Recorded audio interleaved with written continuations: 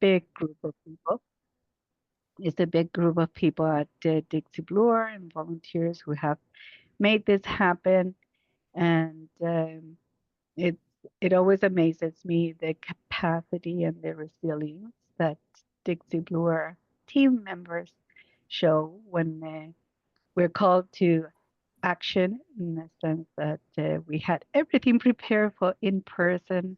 We had 250 people registered, and unfortunately, we had to call this morning, you know, a transition to virtual, because we just couldn't commit to in person when the city was still closed until 4 o'clock. So it was too risky a venture to wait until later, and here we are. And I, I want to share. I did ask Jiwon if I could share his response, and said, "These decisions are never easy, but I always trust that they unfold exactly as the universe wants them to be. What matters is the energy and love we put into it, because that is the ripple it will make through our communities and beyond." And when I read that, I thought, yes, it's exactly what we do. And as I say, the universe brought us together in a virtual platform. We do have an amazing agenda. The agenda has not changed. Um, we wish we could share the food, but we will wait for another moment when snowstorms will not interfere our food sharing part. And we will start with Priyanka, reading our land acknowledgement. And Priyanka is our executive director. Thank you, Magdalena. I'm not sure if the land acknowledgement can be shared on screen. Sorry, folks, for my voice. I have the bug that is getting everybody, but I want to thank everybody for being here. And I'm actually going to pull my own document up so I can read it. Okay, so we acknowledge the global, traditional, ancestral, unceded territories of the indigenous peoples on which we are learning, working, and presenting today. We believe it is vital to acknowledge the land because indigenous peoples are frequently talked about in the past tense, as well as the struggles they face. It is easier to deny indigenous peoples their rights if we historicize their struggles and simply pretend they do not exist. Indigenous peoples have been clear that all indigenous economic, social, cultural, political, and civil rights derive from their connection to and use of the lands, waters, and territories. This means that unlike settler understandings of land rights, as being merely connected to individual freedoms and economic production or assets, indigenous understandings of land rights relate territory to self-determination, identity, spirituality and religion, language, culture, and collective responsibilities. Today, we commit ourselves to the struggle against the systems of oppression that have dispossessed indigenous peoples of their lands and denied their rights to self-determination. We also want to extend this commitment to all people who have come to this land without free will, and to those who continue to struggle against the systems of oppression. Thank you. Thank you, Priyanka. I just want to close that before I move on with saying that very often we exist in a monoculture of sorts here, even though we have much diversity. We want everybody to be included. And I say, if you just only want everybody to amalgamate, then you take away the individuality of people. So on all the shoulders that we've rested that have come before us, and for all that will be, we've lost many of our grandmothers, we've lost many of our seniors, we've lost many of those whose wisdom we lean in upon and lean against. So on that note, I do want to move it to a place where we, and when I say we individually and collectively, work more collectively than just think about our individual needs.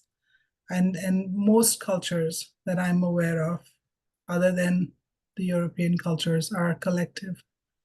So let's lean in on the cultures we come from and lean in on that collective spirit. Thank you. Thank you. We would like to play a video.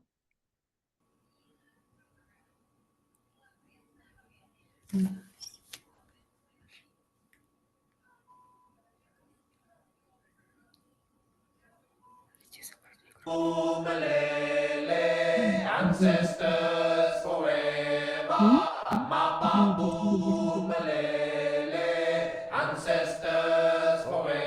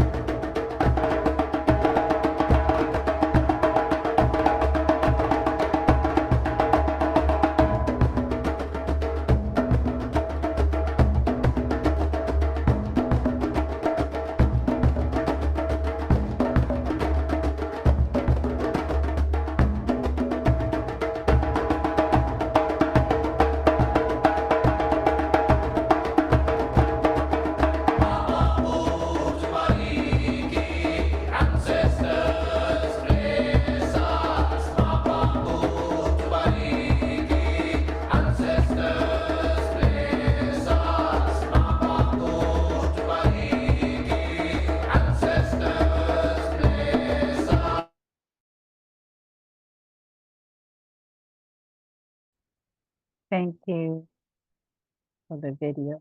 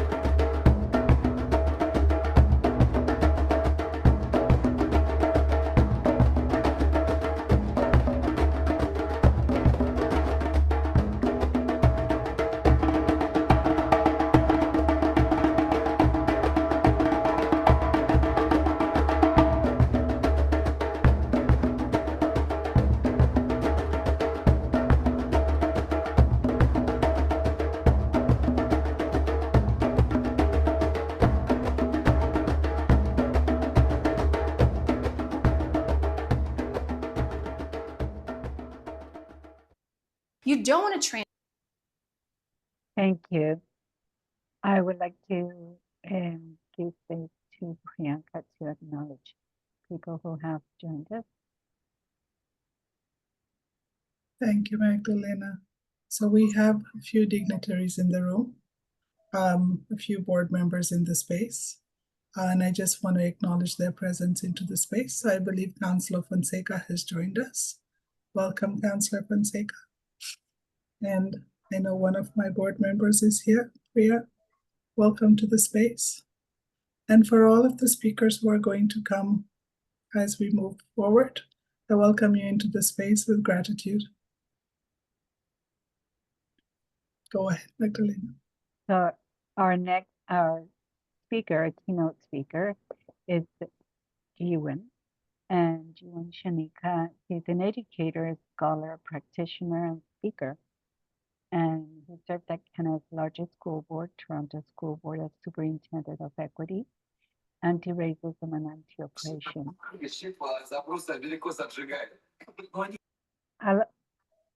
Can people please mute themselves? Thank you.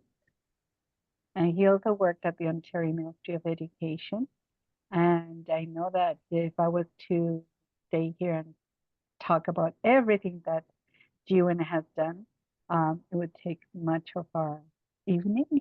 But, I'm delighted to have you, Jiwan, and please go ahead. Thank you so thank you so much, and thank you to everyone for being here. It's always a beautiful thing when we see how things line up, and so it was interesting. I didn't know that YouTube clip was going to be played, the piece to remind us about the role of the ancestors.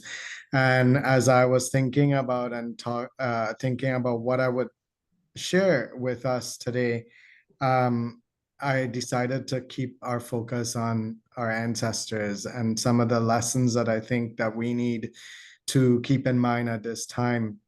Often when we have the conversations about ancestors, I think that people often think we're only talking to Indigenous people or Black people or brown people, but all of us have ancestors, and all of us, I like to say, are our ancestors' wildest dreams. We're their prayers that have come alive. We're the conspiracy of the universe that caused all of these amazing things to happen so that we could be here today. And I was reflecting a little bit on what Priyanka was saying when she did the land acknowledgement about all cultures being collective, except in her experience, European ones. And I would say that in the European past, prior to colonization, was also collective. All of our peoples came from collective ancestries. And so it's important for us to think about that. And when I reflect on Black History Month, oftentimes, we have conversations that happen that are often anchored in resistance and struggle and all the various ways that we've overcome, and how, and a lot of times we frame things through resistance. We've heard a lot of times within the Black community that even our joy is resistance. And so I wanted to start from a... That's okay. It happens with digital pieces when these things happen, right? So if we just remember to keep things on mute, it'll be okay. And so I wanted to start from a quote, and I don't know the source of the quote, but the quote basically says, our ancestors did not survive so we could suffer. They survived so we could thrive. And so these conversations that we often have at this point in time, Black History Month, are often predicated on resistance and struggle, because that has been so much of our shared history. And at the same time, my question to all of us here today is, what if resistance alone is not enough, right? What if actually joy is the most radical act of all, and not joy in relation to power, not joy in relation to anybody else, but us claiming joy as our birthright. I remember the first time my mother said that to me, and she said, joy is your birthright. And that's for every single person here, whether we're Black or not Black, joy is our birthright. And we're at a really interesting time in society right now, and an interesting time in the world, where we're seeing almost like, it almost feels like there's two different worlds that are happening simultaneously right now, where some of it defies logic and feels bizarre. Like we're looking at things happening going, I can't believe this is happening. And yet there's a part of us saying, I can also believe that it's happening. And there's this extreme polarization that is happening that continues to go on more and more and more. And so everybody's trying to find their voice by locating ourselves inside these systems. And there's a brilliant Black woman, a thinker, a poet. Her name was Audre Lorde. And she talked about, she said, as it was a very poignant reminder that we cannot dismantle the master's house with the master's tools. And so there's something for us to think about, that when people say to me, the system is broken, I say to them, the system is not broken. It's operating exactly as it was intended to, as it was designed to. And the more that we find ourselves at odds with one another, the more that we keep anchoring down in the system. So I'm left and you're right. I'm Black and you're white. I'm all of these things, right? And it's not that we're not. And it's not that all things are equal, because they're not. But the more we anchor into that, the less we can see each other's humanity. And really, one of the things that we know is that it's only through relationship that we can begin to break these things down and really begin to start to move away from this sense of me versus you to us and we together. And I spent a lot of time in the last many years facing some of this, and oftentimes would be in rooms with some people who quite literally wanted me dead. And the thing that I would say to people is, we have to get to this place where there is less us versus them and more of it's all of us regardless. And regardless of the fact of if I like what you have to say or you like what I have to say, it's still a we. There is no separation that way. And so the more that we start anchoring ourselves in these systems, and I could spend a long time talking about this, but I'm going to try and keep it really high level. So when we think about our ancestors, and really my encouragement for all of us today as we take this moment to celebrate is to think about what is our ancestral legacy. One of the things that the elders have taught me is that we often think about our ancestors as behind us. But the truth is, our ancestors are ahead of us. They came, they paved the way, and they've moved on. They've moved forward so that they can do the next level of what they need to do so that we can do our part as well. And so, in many traditional African societies, one of the things that you would hear is that the land is not just our heritage, it is our future.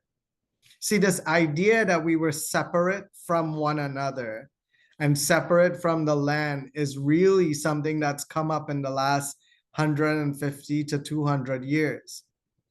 But in every society, and I'm talking about for every group of people around the world, if we go back into our ancestry, we will find that we all had ancestors who understood that we are not separate from the land. We are not separate from the water. We're not separate from the animal life, and we're not separate from one another.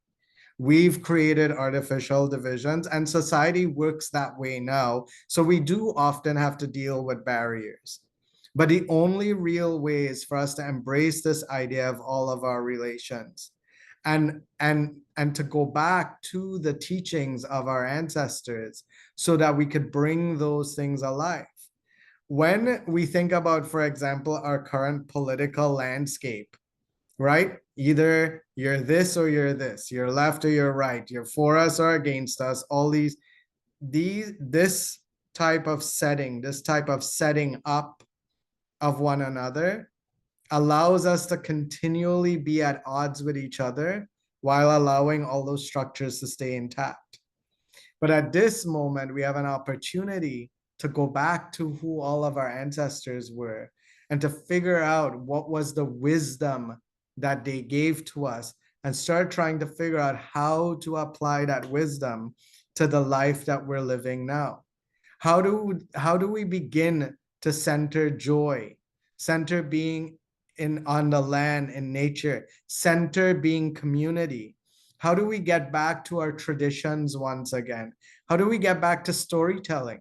Something that was such a living part of who we are and who we were, so that our children, those stories would once again become like the stars and point a way for them forward to navigate.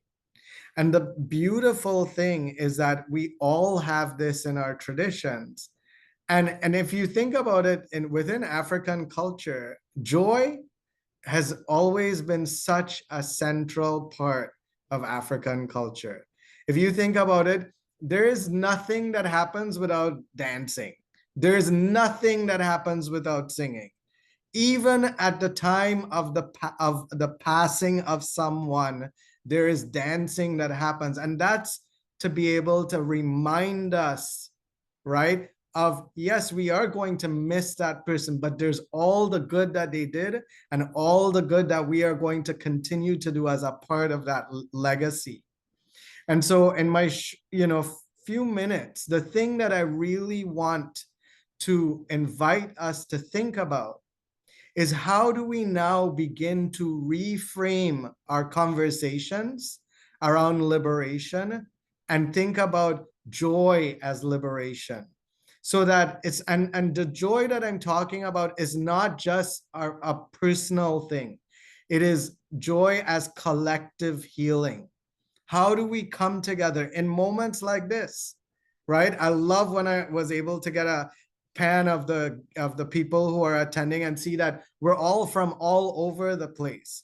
My own ancestry, if I was to tell you that, which would take another 15 minutes, but the short version is, it's Black, brown, indigenous, Polynesian, and white. It's all in here, right? We are all representations of the beauty of the universe.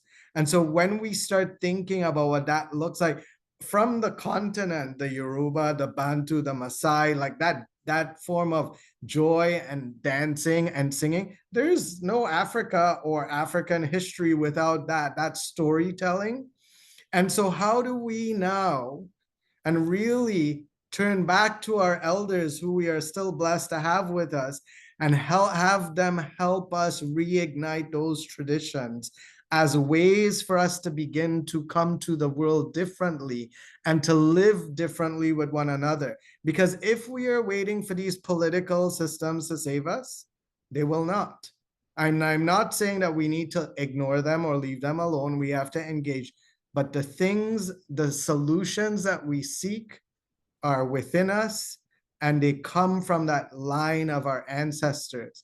And so my belief is that this moment that we're in right now is a larger guidance from spirit, waking us up and saying, go back to those ways and bring them forward.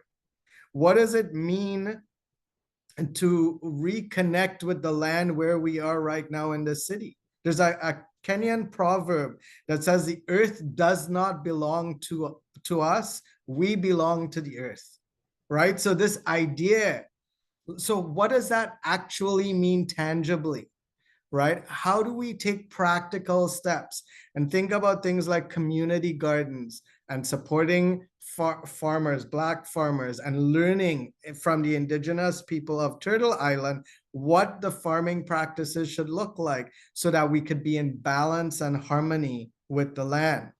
What does it mean What is the idea of Ubuntu from the notion of rebuilding our communities? I am because we are. There is no I without we, and there is no we without I. We need one another, right? So our collective sense of being, and how do we encourage rest? This idea, we got to struggle. We got to do twice as much to get half as far. You know all that thing. It ain't going to come without a struggle. We have to get rid of that thinking from our mindset. We're teaching our children the wrong thing. Rest is not something you earn after you beat yourself up and you run yourself into the ground. Rest is our right. Joy is our birthright. So again, shifting that thinking to, and the last piece is that how do we begin to challenge the ways that this old colonial system that we have grown up in, we didn't ask for it, none of us, right? The ones who benefit and the ones who get harmed, none of us asked for it. But how do we challenge that thinking that exists within us? Because it exists within all of us. And if we're not doing our healing work and we're not doing the work to be able to get that out of us, we will continue to reproduce it, because it will always be, how can I get one leg up? How can I get more money? If I get more money, you have to get less money. How is my way going to be better than your way? All these dynamics. We live in a world where there's more than enough, but this idea of lack has been taught to us through colonial systems. And how do we begin to do this as we work together with Indigenous voices, Indigenous people to this land, right? And so I'm going to end with this, and I'm in my last minute, so I'm going to end with this, and it's this: what does a dream for us, for all of us, look like beyond resistance? What is a dream that would look like for us, where we could create, build, thrive, right? I remember the first time so Black Panther was the only movie that I paid to look for twice. And I remember the first time I went, I sat there and I was just so absorbed in it, because for a moment, it wasn't just this idea of we always have to struggle and overcome. There were all these other things that we were always good at, that's in our legacy and in our history, that we know that we've lost just because of the 150 years. And it's not just, it's a significant thing, but there's so much more. And so as we end, my vision and my wish and my prayer for all of us is to remember that we are our ancestors' wildest dreams. We aren't here just to fight oppression. We're here to live fully in ways our ancestors dreamed for us. And that's it. Thank you very much. Thank you so much, Ewan. And I really appreciate you inspiring with your words and kind of provoking some thinking. And yes, I totally agree with you. You know, joy is our team in the early on was always saying nothing without joy. So we really believe that joy is a very basic element in people's lives, and it is our birthright. So thank you.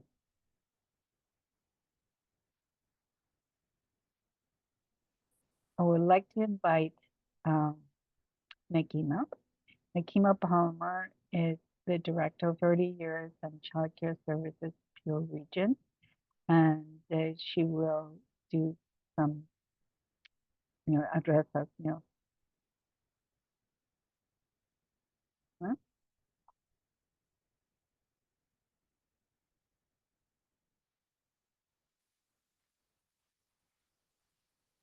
Please read the chat too. I think you inspire me.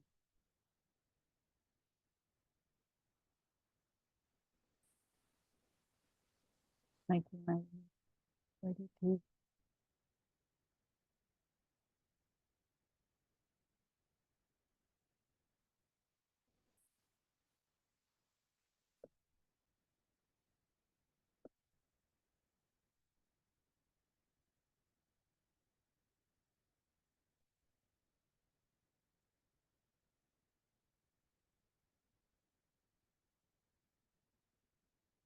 to help making that made them. Okay. Hi, sorry about that, Magdalena. I was trying to say the host has to unmute me. I'm not allowed to unmute myself. Yeah. No worries. Good evening, everyone. I'm so delighted to be here with you this evening to celebrate Black History Month with Dixie Bloor Neighbourhood Centre. And thanks to Magdalena and team for figuring out how to transition us to virtual so that we can still come together in the space to celebrate Black excellence and in equal part to acknowledge the ongoing challenges that our Black communities in and around Peel are facing. So I'm originally from the beautiful island of Jamaica, and I've lived in Peel for the past 17 years. And moving to Canada was not without its challenges. Like many newcomers, I had to adjust to an entirely new culture, new place, new way of being. There were instances of microaggression, efforts to balance my family and my career without having my extended family close by was really challenging. And just the continuous pressure, perhaps a lot of it self-imposed, to be honest, to prove myself in a new country. But I was able to thrive. And, the guest speaker just spoke about finding joy. I was able to find joy in my new home by tapping into my cultural heritage, which really grounds me, and remembering that there are so many before me who have made it, and through the constant support of my family and my community. You know, I sit at the end of the bench and I'm terrified of being the odd one out because the stories that are being shared around this lunchroom table years ago were all of a North American upbringing. And my silent prayer was, please do not let them ask my opinion because somebody's going to know that I don't belong. That was me, new to Canada, the only Black person in the room, feeling excluded, feeling othered, feeling invisible. And this was my experience long before inclusion and belonging were buzzwords. And it's the experience of so many of our clients who, by virtue of their lived experience and their journey, may not feel welcomed. They may not feel a sense of belonging in our programs. So cultural inclusivity and acceptance is so important to our Black community. And, it's a work that we have to do together to remove barriers and to build bridges that embrace diversity and promote understanding and really supports bringing Black excellence to the forefront. Black excellence is more than a buzzword in and of itself. It's the brilliance of individuals who, in spite of hardships, have shaped our history and our culture and our legacy. And here in Canada, we have so many inspiring stories, and some of them are very little known examples of Black excellence. So here's a little bit of a history lesson, if you will, as we celebrate Black excellence this evening. An example is Marianne Shad, who opened a racially integrated school back in 1853. She also published an anti-slavery newsletter with stories of Black people who were successful in Canada and encouraged others to settle in this country. She was the first woman to publish a newspaper in North America and one of the first Black women to earn a law degree back in 1893. Then there's Elijah McCoy, born in Colchester, Ontario in 1844. Elijah was a visionary and a mechanical engineer who faced racial discrimination while trying to find work, yet he went on to obtain more than 57 patents for his invention. He is famous for creating the automatic lubricator for the steam engine. And that really revolutionized the way that revolutionized the railway industry, by allowing trains to run faster without less need to stop for lubrication and maintenance. And I'm sure folks on the call today would have heard the term, the real McCoy. That term is actually attributable to Elijah McCoy, and it's synonymous with authenticity and quality. A third example and last example I'll share of Black excellence is the Honorable Jean Augustine. She's a politician, an educator, and an advocate for social justice. She's the first Black woman elected to the Canadian Parliament. And because of her work and her advocacy, We're celebrating Black History Month today, and Black History Month is now celebrated across Canada. She has worked tirelessly to promote multiculturalism and women's rights and to address issues for Black youth. And Jean once said that racism is the most significant barrier to the successful integration of newcomer Black youths to Canada. And this is still true today. So as we celebrate these achievements and so many more, we must also confront the ongoing challenges in our Black community, whether it's the barriers that's faced by a newcomer who's trying to navigate settlement in Canada, or the inequities in our criminal justice system. And we must understand why these are all important for all of us as leaders in our own way to show some leadership in addressing these challenges head on. With us this evening are lots of influential leaders and community members and organizations who are all dedicated to making a difference in our respective sphere of influence. And so if we can support each other and stand up together, we can create an environment where everybody can thrive. I'm the proud mom of 3 young and remarkable Black girls.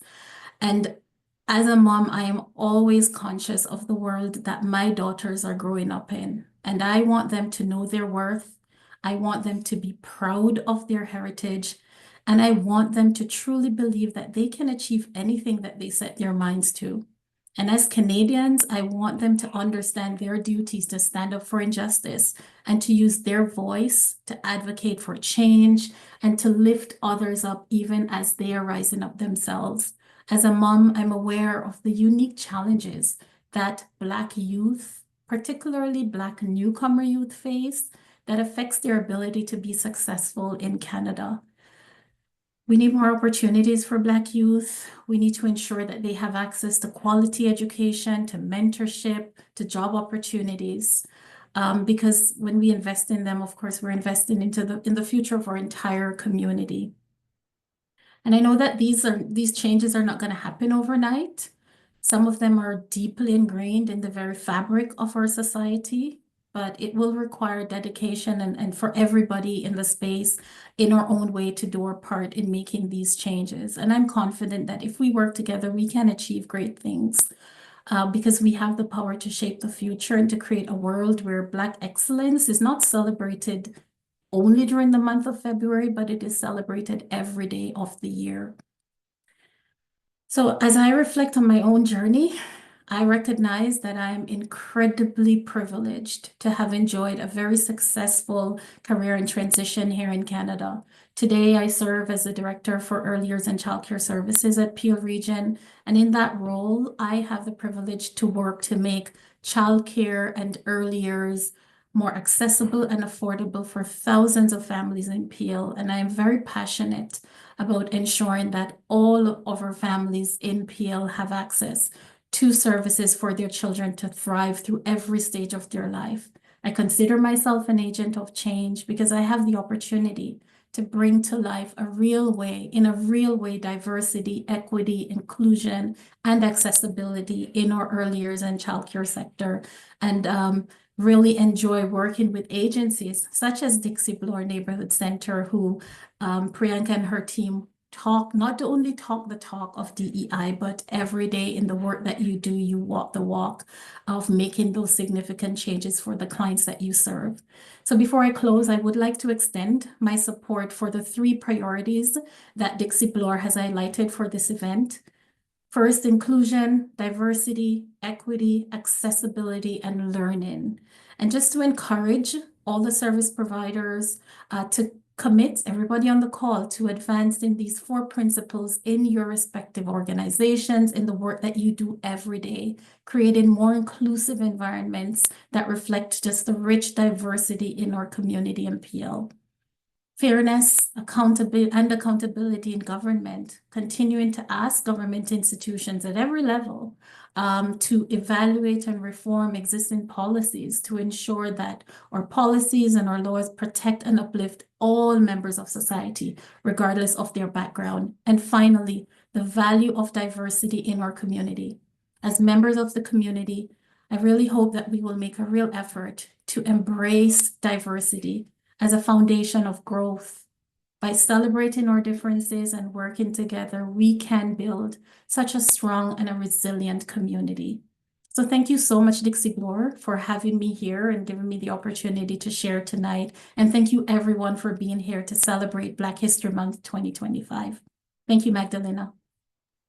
Thank you, Nakima. Thank you for sharing the piece of history, your history. We know you a little bit more now, and it's lovely to keep on, learning more about you, and for your lovely words to get us started. Thank you so much, Nakima. I skipped over a very important person, Libin. Libin is the executive director of Taibu. And I also neglected to mention that this event has come together thanks to our partnership with Taibu. So we're very, very grateful to have Libin, here, and that Libin will have some opening remarks regarding, health, and he will take on the space now. And if we can help, and Thank you, Magdalena. Good evening. Thank you, Dixie Bloor, for organizing this event and having this conversation. It is a privilege to be here and to share some of my thoughts. It's also challenging when two excellent speakers have gone before you and you think, oh, what am I going to be sharing? So thank you, Joanne, for really putting us into the space where we really have to think about where we're coming from and where we're going. I think that was very, very inspiring. And then thank you, Nakima, as well, to ground us. I think that was also very good. I just want to share a couple of thoughts and maybe say a little bit about what we do at Taibu, just as information and maybe related to why we are here today. A couple of things as a remark from previous conversations. Was very interested or very excited to hear Joanne talk about joy as resistance and rest as a resistance. Very important concepts and frame of mind to be acknowledging and recognizing. And the reason was explained, but just wanted to highlight a couple of things. Taibu Community Health Center as an organization that is mandated to serve Black communities. We've been doing some work and in partnership with the city. Many of you may know we have launched this initiative called the Black Mental Health Week. Initially in 2020 was just a Black Mental Health Day, whereby the City of Toronto proclaimed the first Monday in March as Black Mental Health Day. But then, George Floyd happened, Regis Korczynski Paquette happened in June 2020, COVID happened. And so the city decided that a day was not enough, but we would have a week to have conversation around Black mental health. And so this year's Black mental health team that is going to be starting of March 3rd to March 9th is Joy is Resistance. So I think that alignment, that connection is very timely. And we've also been doing a conference called the Act Now Conference. It's a national conference that we've been hosting since 2022. And last year, the conference theme was Rest is Resistance. So it's good to see that alignment is here, and I'm very glad to hear that those are very important concepts for us to know. But we are here to celebrate Black history. And I just wanted to also remind ourselves that we are within the second international decade of people of African descent. We had the first one that was from 2015 to 2024. Really, nothing much has happened. Yes, the government of Canada, acknowledged and has done some investment around Black health, but really, we haven't seen much changed. Last year, the Prime Minister did extend the decade for Canada up to 2028. But the United Nations has now officially proclaimed the second decade for people of African descent from January 2025 to December 2034. I just want for us to keep that in mind. And then every year when February comes, we're celebrating Black History Month. And these are very important opportunities for us to really stop, pause, and really think about what we're doing. It's not just a box that we just tick to say, oh yeah, February is coming, it's for Black History Month, we're celebrating it, and then from March to January, nothing much happens. So as we are gathering tonight and talking about Black history, I think I wanted to share with you at least 3 points, and then I'll say a little bit more about Taibu. The first one is it's an opportunity, a very important opportunity for us to recognize and acknowledge the history, the contribution, the great leadership that many Black leaders and ancestors have contributed to who we are today, what we do today. Some of them mentioned by Joan, some of them mentioned by Nakima. These are very important elements for us to consider, pause, recognize, acknowledge, give thanks, but also get inspired, get motivated, and get strengthened to be able to do what we want to do. So I think that is one thing that we are doing, which is good. The second part, I think, of this opportunity should be to also highlight and bring awareness to what is happening today. Nothing much has changed when it comes to the health and social status outcomes for Black racialized communities, including Indigenous communities, as Joanne was mentioning earlier on.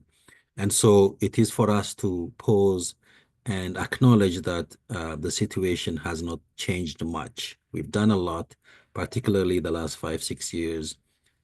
We have been talking more openly about what's happening, anti-Black racism being a real thing that is happening on a daily basis. We've seen how health outcomes for Black, Indigenous, and racialized communities is still alarming, whether it is chronic disease, whether it's mental health, whether it is, other things that we know, disproportionality in social services, whether it's education, whether it's criminal justice. All these things are real and are happening. So I think it is time for us to say we still have a lot of work to do. A lot has happened in the past. We have, and really, I'm going to remember this, that, our ancestors are not in the past. They are also ahead of us. So we have quite a lot of work to do. And this is a moment for us to pause and recommit ourselves. And I think Dixie Bloor is doing this. We have call to actions that are being planned and stuff. So this is a moment for us to really commit ourselves. The declaration of the United Nations is great. The celebration of Black History Month in February is great. But we need to translate those declarations, those proclamations, those celebrations into action to really improve the lives and health and well-being of Black communities.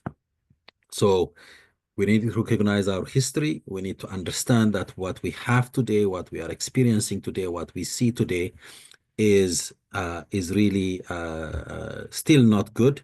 And then it is an opportunity for us to commit to do what we want to do. And part of the work that Taibu does is supporting ourselves, learning, building our capacity to do what we can do, but also engaging, developing partnership with other organizations to be able to do what we need to do, even if it's one thing that we can change. If it is one life or one well-being and health that we can change for our community members, that's significant enough. So Taibu as an organization is mandated to serve the Black community across the Greater Toronto area. And we have been in existence for the last 17 years and focusing on the health and well-being of Black communities, Francophone communities, and other racialized groups. And, you know, we focus on disparities that disproportionately impact our communities, whether it's chronic disease such as diabetes, hypertension, mental health, things like that. And also doing health promotion, health prevention activities. So lifestyle modification, providing wraparound service, culturally appropriate programs and services for children, youth, adults, and seniors. We're also the agency leading the Toronto Community Crisis Response, which is a new initiative by the City of Toronto. We all remember in June 2020, the unfortunate death of Regis Korchinski-Paquet after the police visited for a wellness check. And so we've been working with the city, with other communities, where now the city has this non-police-led community crisis response, or instead of 911, people can call 211 and receive a community-based crisis response, which has been very successful so far. And because of that, the city has initially had a 3 year pilot project, but now has become core services and extended for the whole of the City of Toronto. Maybe that's a collaboration we can work with DBNC and bring it to the Peel region and do that. But that's very community-based services that we provide. And then the way that we do programs and services, also making sure that we are embedding African-centered values and principles into the work that we do, so that when people are experiencing programs and services, they can identify with what is being provided from a cultural perspective, identity perspective. And so we use different principles, African-centered principles, such as the principle of Ubuntu, because we are earlier mentioned by Jiwan, but also other principles. And two principles that that came, you know, highlighted for me this evening, as Jiwan was speaking, and also Nakima was speaking, was the Kwanzaa principle of Imani, which means faith. And faith is really, this principle is about truly acknowledging and bringing the faith and the vision of our ancestors to help us do what we need to do in order to bring improvement in the health and well-being. And the other principle is the principle of Kumba, which is of creativity. And it is defined as doing as much as we can so that we can produce a better generation, a more beautiful generation than the one that we have received. And so combining the principle of Imani, which is what our ancestors have done, but are also ahead of us for us to be doing, and also the principle of Kumba, or creativity, to make sure that what we do today would provide something beautiful for the next generation. As Nakima was talking about, you know, how are we focusing on our youth, our children and youth, to make their, you know, the generation, so we can give them a generation that is much better than the one that we have received. So those are the kind of modalities that we use in order to provide our program and services, so that we can engage and build trust and relationship with the communities that we serve. So I will pause there, and just very grateful to be here and to share some remarks.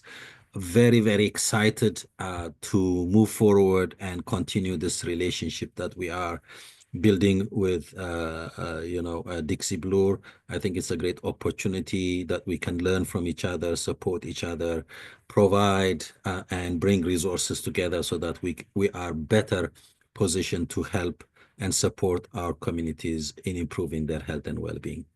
Thank you. Thank you. And I know that in the short time that I have shared with you, I have learned quite a bit from you. So, and one of the things is your humbleness. I'm very grateful to be learning from you, to be humble, and and learn more about what Taibu is doing. And I think that we are committed as an agency to move forward as partners. And this is a great start. Thank you. I am very excited to move forward to our panelists. Shane, I call on you to come and join me. If you will be the moderator for the next little bit. If we can help Shane and you. Yes, I'm here and I'm ready to go. Hi, Shane. And I'm going to, I know we didn't talk about it earlier, but I'm going to allow you to, I'm going to ask you if you can introduce the panelists, because I know that you have a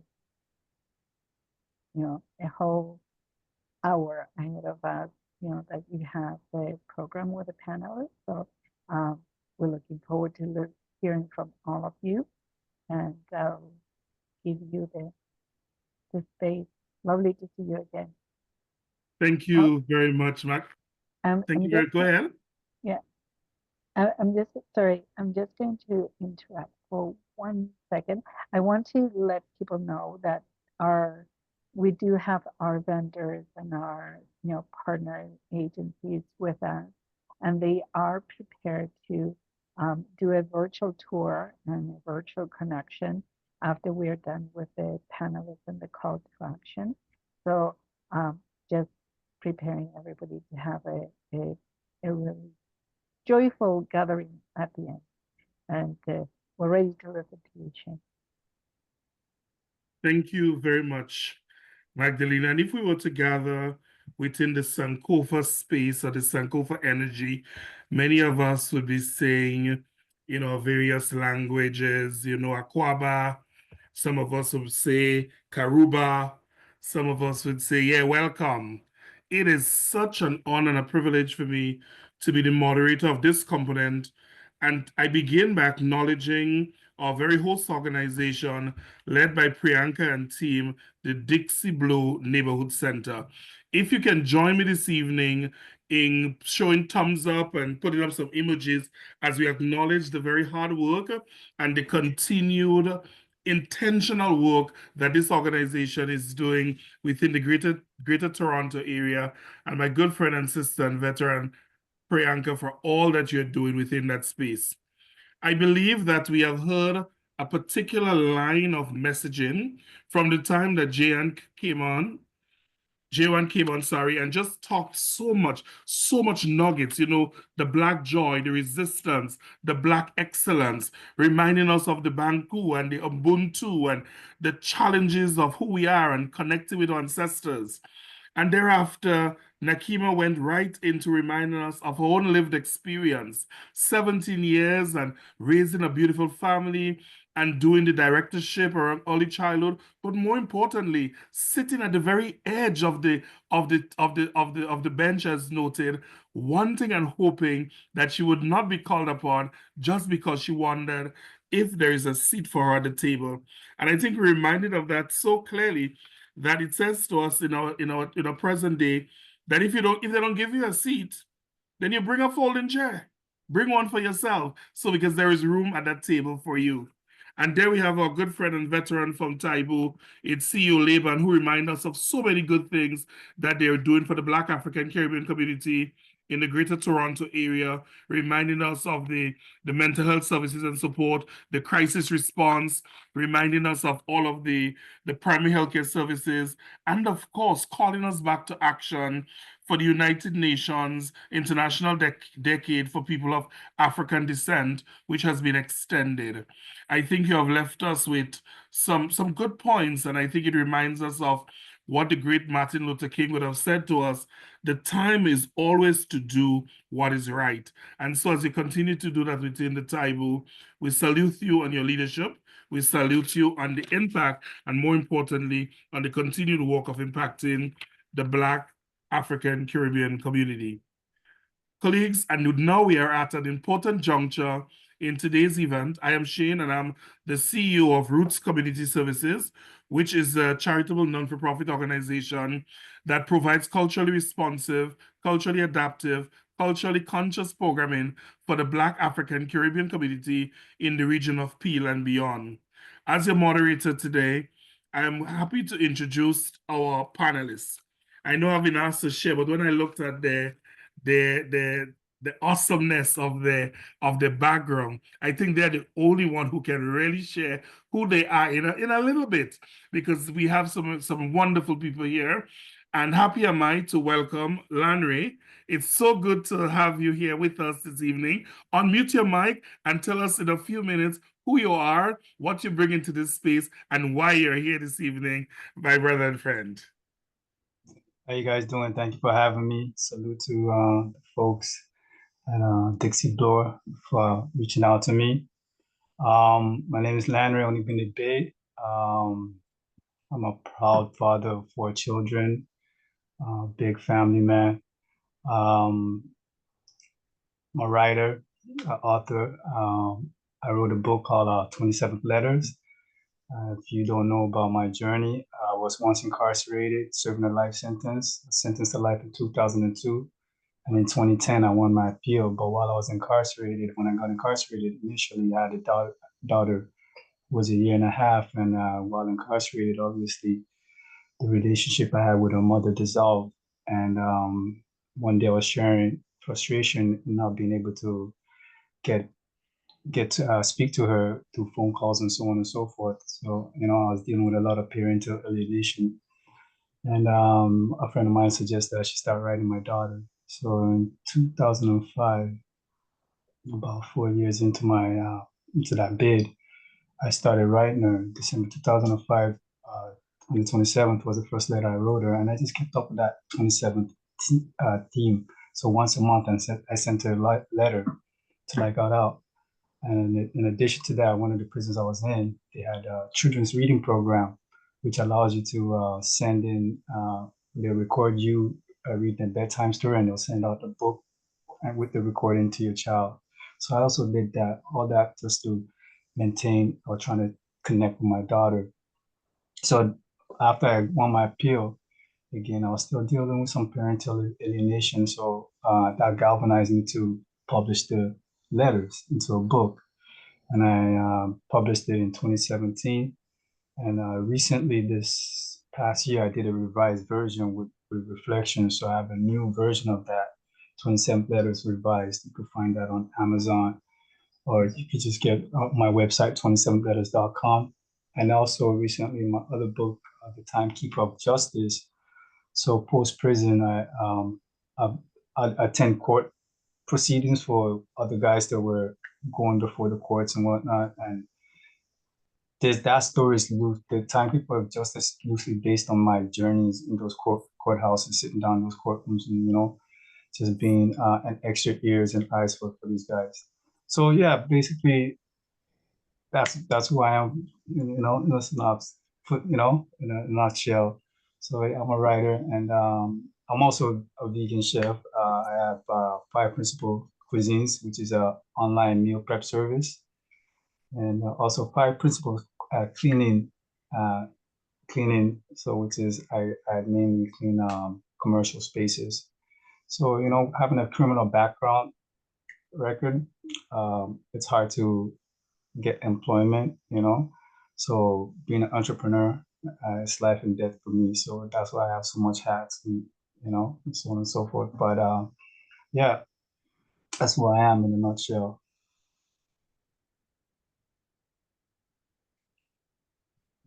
Did you want me to speak further?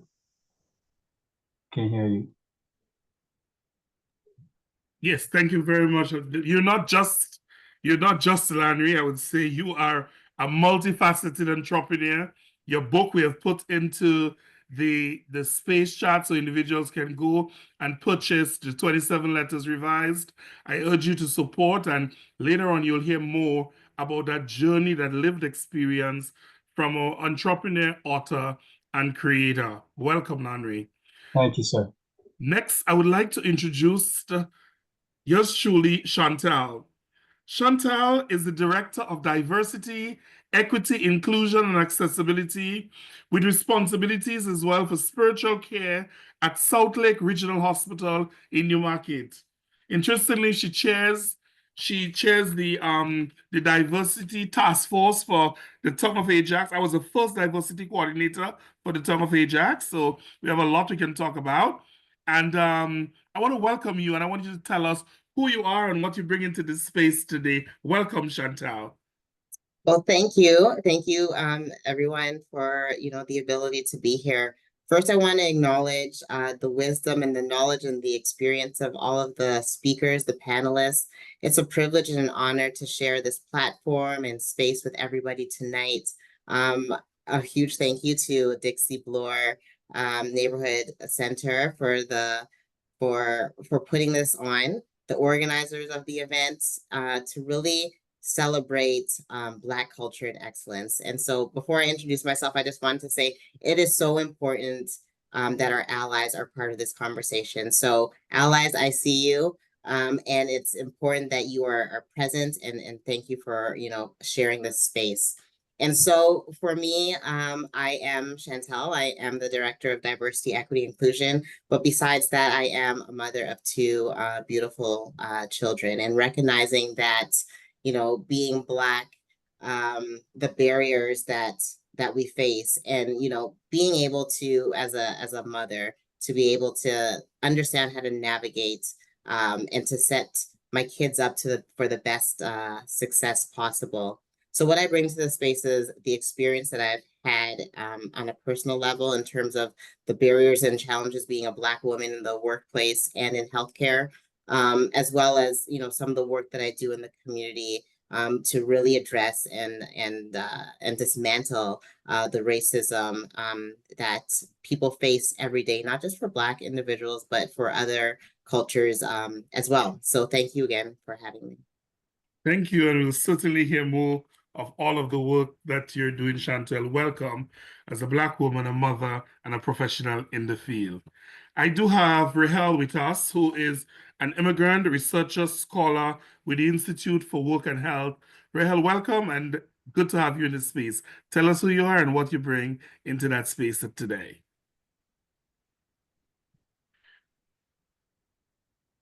Rahel needs to be unmuted. So if the host can do that for us gently, we appreciate. Thanks. I'm muted now. Good evening, everyone. That is that's like means like the Amharic word for good evening. I am Rahel. I'm a newcomer here, so it's been almost 2 years and a little bit like more, 2 years and 2 months precisely since I arrived in Canada. I am from Ethiopia and a proud mother of one sick son.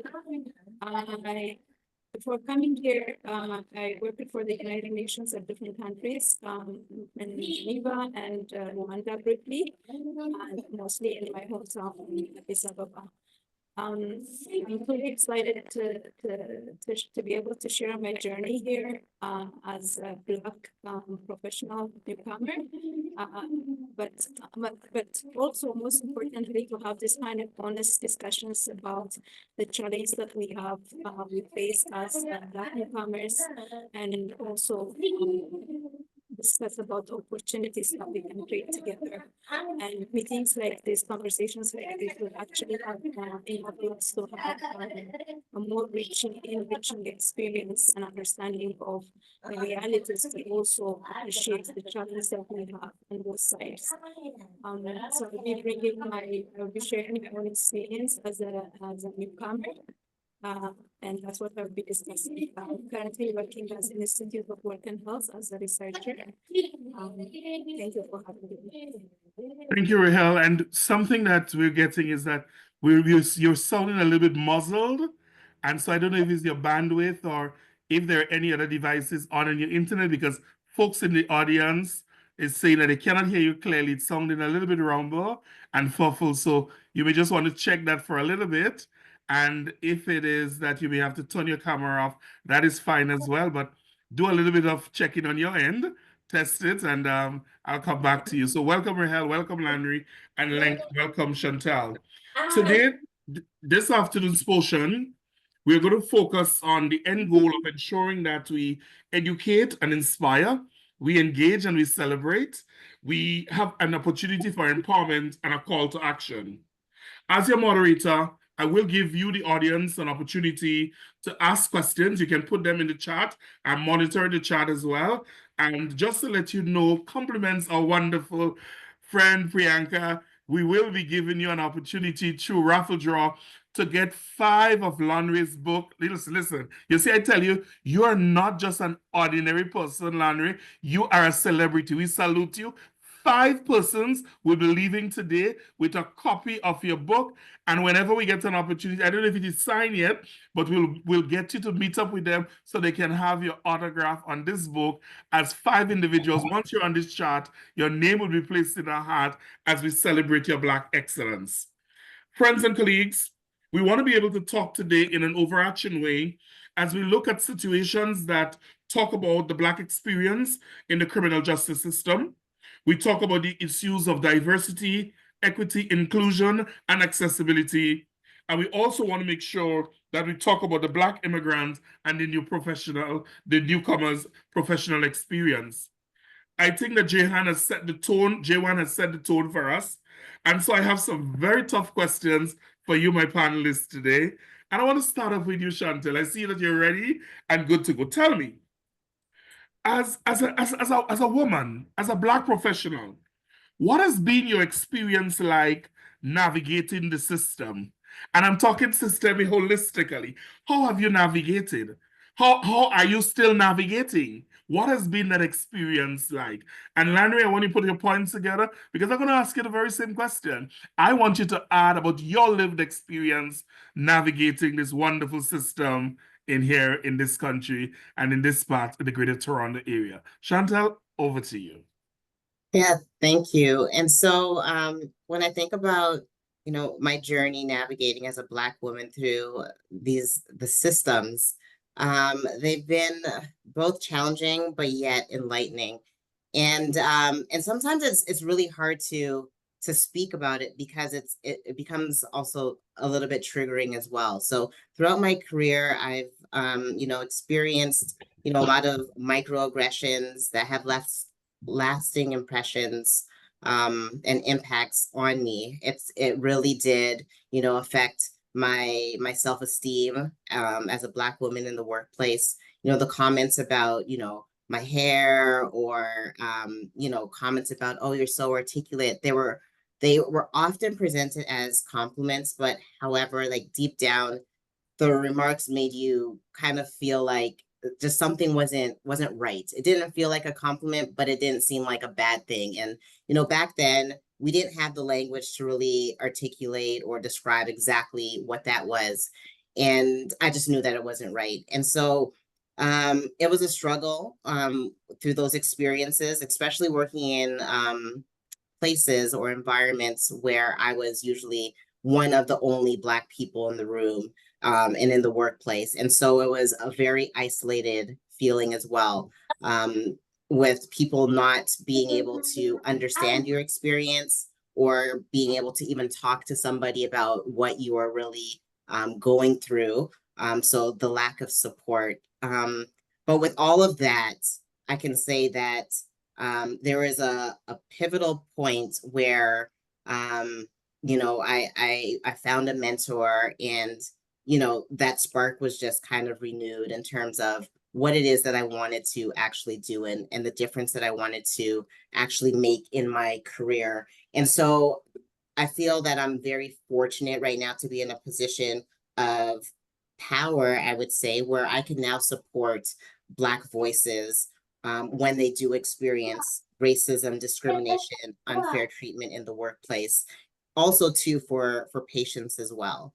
And so I'm able to provide advice and guidance with those difficult conversations that, you know, employees may have to face with managers who perhaps didn't have that voice before. I really, you know, I'm able to act as an advocate and a trusted confidant. And it's incredibly important to be able to empower people to continue to speak up and to allow them to feel valued. And so for me, that whole piece about isolation, you know, is the part of inclusion. And so really working on the culture of inclusion within the workplace. And so I'm proud that I'm able to create that environment where voices are centered and they're valued. And now there's more of an understanding of what that Black experience is in the workplace, which I am really proud that I have the ability to do those things. Wow, Chantel, your challenging experiences. I'm holding the trigger in moments. I'm also valuing the mentorship that you say that you have received. You know, you as an advocate, the isolation, but your intentional piece is around inclusion. Before I go to Rahel and Landry to ask the very same question, there are a number of other women and female identified individuals who are in the space and they're hearing you. You know, as an amazing person, I look at your background, a bachelor degree of health, you know, in health administration, a master's degree in public administration. You have worked for the Lynn, you have worked for Women's College Research. Look at all of these accolades that you have how have you been able to use these to navigate through the system?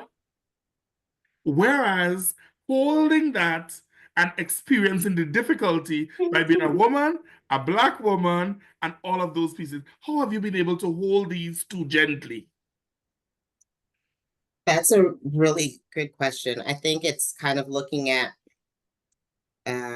what it is that you really want to achieve. I spent a lot of time going and taking courses in school and getting my degrees and my education, but I do think that it comes down to your support systems. I think that, you know, sometimes being in the workplace, it does steal your joy, but I think that you have to stand firm on what the outcome is. We know that there's going to be challenges, but how are we going to navigate through those challenges? And that's really kind of what helped me. My family is centered for it all, and so being provided with that inspiration and that motivation. And you know, through workplace experiences, you always learn a lesson, and taking those lessons into the next step of your career is really important too. If we hold on to our experiences that are negative, they'll always continue to bring us down. So you always have to kind of be able to pivot and understand and position yourself and empower yourself as well. So I'm hearing from you, your encouragement to the others is around your own professional development, going back to school.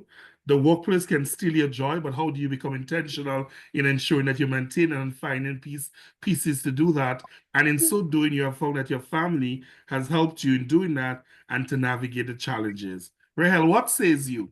What has been your experience like navigating this system? You know, looking at the challenges, the barriers, especially from the lens as a Black person.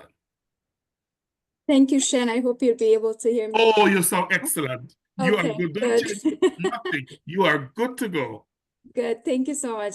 Sorry about the inconvenience. I like, I mean, I think my experience is the same as any Black person or a newcomer would. Like, I think you have to understand whatever my experiences would be more like a newcomer because it's just been 2 years since I arrived. But in the last 2 years, what I faced as a professional, I came here with a wealth of global experience. I worked in different countries. I worked in Africa and Europe, and then I have 2 masters. But it's just like I feel like the talents, it looks like talents have borders, you know, when you come in the country and Canada, it's like you have to start fresh. You have to start over, and everybody actually advised you to start over. You are overqualified for certain positions, and yet you are underemployed.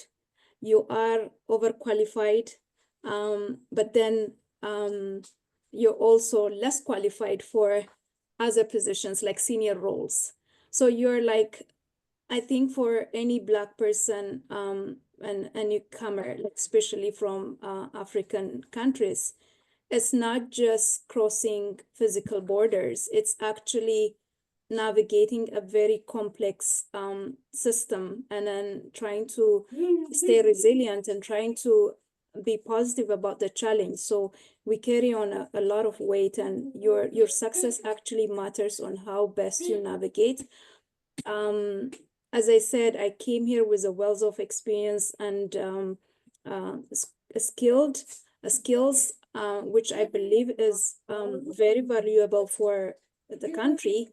But because the system does not value your qualifications, because the system systematically kind of puts you on the edge so that you don't shine, you have to start fresh. You have to start from entry level positions. So it's not based on your experience, but it's based on just because the system does not allow you or does not allow you to thrive, you have to start fresh. And this actually puts a lot of immigrants into positions that are way below their qualifications and experience. I think the other challenge that newcomers also face, and mine included, is also the networking. And everyone tells you to have, oh, you have to have like networks, you have to make networkings and stuff. But where would you have that if no one is giving you that opportunity? How do you network? Where do you have that? Where do you start fresh? The hiring process. I have seen so many times when you don't actually see people that look like you in the panel, which can be intimidating. I don't know, in my experience, I don't remember having a Black person as a panelist. So it's kind of intimidating. I'm not saying representation is the only thing, but at least it makes a difference to actually see. It kind of gives you an inspiration to see somebody that looks like you in those kind of leadership positions. It kind of gives you hope that one day you'll become one of them. The other thing I've also spoke about it is the intersectionality of being Black and a newcomer. If being Black, like we talk about like glass ceilings, but being Black and add that to being a newcomer, I would say it is like a double glass ceiling. So you'll have to prove yourself twice as much to go only, as far. So I would say this was my experience, and I don't believe that this is just my experience, but many people, many Black people would face this, and I think that's the reality that we as newcomers face. I say that the audience is signaling that they hear you. One person is saying, well, you hit the nail on the head. This is exactly a systemic issue for newcomers. Another person is saying to you here, I see that it seems like talents have borders, invisible borders. They are couched in discriminatory practice. Another person said, I understand your struggle, even as today I feel the subtle and the hidden racism. Thank you for sharing. Before I go to Lanre, you have highlighted some key pieces because we'll talk about it in the follow-up questions. When you talk about, talents have like borders, being overqualified, come to Canada, come as an immigrant. And here you have identified an important piece of being Black, being a newcomer, and I also want to add into that Not only being Black and being a newcomer, but being Black and newcomer and a woman. Let's not forget the gender piece. Because I see Chantel is like, yes, Shane, I'm hearing you. And you talk about navigating even senior roles, networking, and you raise, even as a therapist, I'm hearing you. You're saying these things weigh down on you. It's heavy to carry. You're told that the system does not value who you are. So those double masters and years of experience in Geneva, UN, Ethiopia, that is like you leave that at the door and you're entering on a clean slate. And here you shared something very important with us. You said it seems as though it's starting from afresh, like starting all over again. Lanre, you have heard these two panelists, and they have shared the experience as Black women, shared their experiences, navigating the system. Tell us something different. Tell us this has not been your experience. What has it been like for you navigating this system here in Canada? So thank you so much, Shane. First of all, I just want to address the elephant in the room. For me personally, if you know me, you know how I feel about using the word Black to identify myself as a human being. Mm-hmm. It's a construct. It's a slave tag. Like, I mean, when you talk about, it's almost like a sports team. You know what I mean? Like, one side is rooting for their team, the other side is rooting for their team, and at the end of the day, the owners don't care who wins or loses as long as you guys buy into picking a side. And that's where the issue lies, because it's really about, it's a spiritual war we're dealing with. There's people, even within the quote unquote Black community, there's people who hate on you because you're dark skinned. There's a light skin agenda. Like it doesn't end. Okay. Doesn't end. You know what I mean? So a lot of it is the divide. So personally, my journey has taught me that it comes down to people, whether they're good or they're bad, evil or weak or or not. So I'll give you an example. I grew up first 10 years of my life, I grew up in Nigeria. And often I hear people over here talk about, man, we need to own this, we need to own that. And it's like, man, have you been to Africa? Have you, aka Alkebulan, have you been to the islands? There are people that look like us persecuting us. You know what I mean? So it's something that we bought into. You know what I mean? That is really is divisive. But my journey basically comes down to just overcoming physical abuse, because I was physically abused by my father, to the point that I ended up in children's aid. So that had nothing to do with race. That's just a bad person, you know. Also, growing up in Nigeria for the first 10 years of my life, once I moved here, you see how powerful the media is. Because like I literally got off the plane and put on the TV and they're showing children with swollen bellies and flies in their face. And they're like, yo, send money to Africa, rich. I'm like, I just came from there. I went to a private school there. So it's like, it was a mind twist for me, because I'm like, even though identifying as Black, there's nationality, you know, there's humans and there's nationalities, which is fluid. You could change your nationality at any point, you know? So the media plays a key role, and the media is controlled by the powers that be. So again, you know, it comes down to perspective. So once these things are embedded in your mind, where it's like you're this color and they're that color, and you need to be fearful of that person, and you know, watch Hollywood. Look what Hollywood did. You know, when you think about Hollywood, the actual Hollywood wand is the wand, the wizard is the Hollywood wand. That's what it. So it's like they're casting spells, and that's what broadcasting is. So even through movies like watching Mississippi teams, those race movies like Mississippi Burning. For me as a child, that was hard for me to watch, because I was like, what are you telling me? It couldn't register in my mind. I'm like, this makes no sense. You know, it makes no sense, because at the end of the day, I don't know if you guys ever heard of Nate Robinson. He's a basketball player. He's retired now, and he needed a liver transplant. I think it was a liver transplant. and he literally was gonna die in the next year or so, and he got one. And you know who gave it to him? A pale-skinned European. That was his match. So when we talk about racism, to me, it's actually when the gentleman from Taibu talks about mental health, I think that's to me that's for you to look at people based on their race and say, oh, that person is the devil because of their color, and it goes both ways. Like people have heard it, you know, Europeans saying, oh, black people are this, or quote unquote black people are this, and then black people are saying that. You know what I mean? It never ends. It never ends. And but it's really how should I say, a mental retardation when you use that as a reasoning to not like somebody. You know what I mean? Like when you leave two babies, two different shades, you leave them alone and just don't say nothing to them. Let them grow up for the first couple of years. They don't know nothing about racism. This is like, give me my toy. That's all they care about. Oh, I don't like the way you talk to me. It has nothing to do with race, you know?